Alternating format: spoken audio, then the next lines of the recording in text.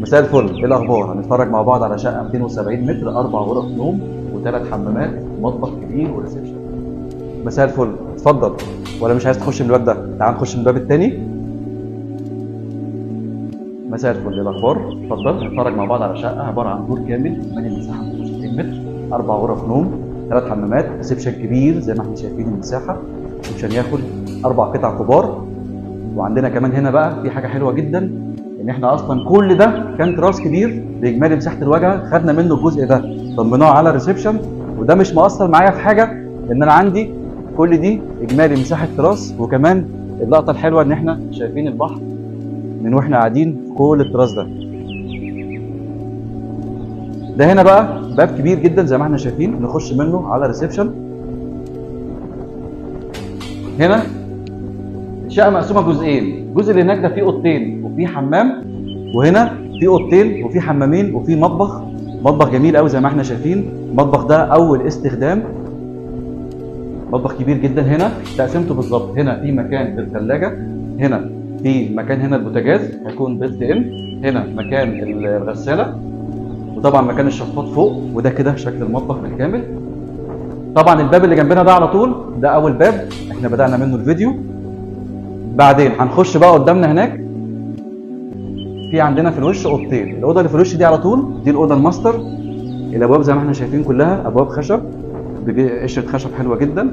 ده حمام خاص بالغرفه، في كابينه شاور هنا،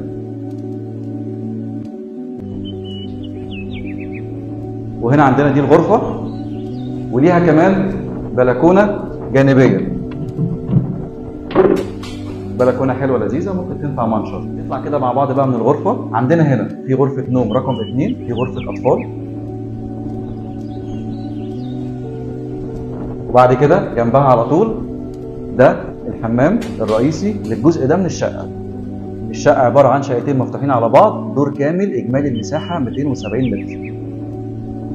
احنا كده طالعين زي ما قلنا في اول الفيديو، الجزء ده كان جزء من التراس واحنا ضمناه على الريسبشن واتعمل طبعا شغل الالومنتال اللي احنا شايفينه ده كله. الاسقف هنا كلها معموله جبسون بورد وبيوت نور. وبعد كده هنروح على الجزء الثاني من الشقه، هنا من عند الباب الثاني ده. طبعا بابين على طول السلم، واحنا ليه سايبين بابين؟ عشان خاطر ضيوف، عشان خاطر استخدام مدرس مثلا يدي درس، فيبقى عندك بابين تناول بينهم في استخدام الشقه. هنا بقى في اوضتين، دي غرفه رقم 3، وبعدين جنبها على طول الغرفه رقم 4،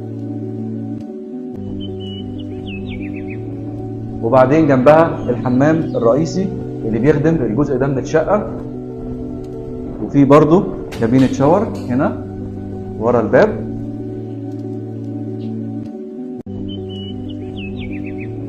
يبقى احنا كده شفنا الشقه بالكامل.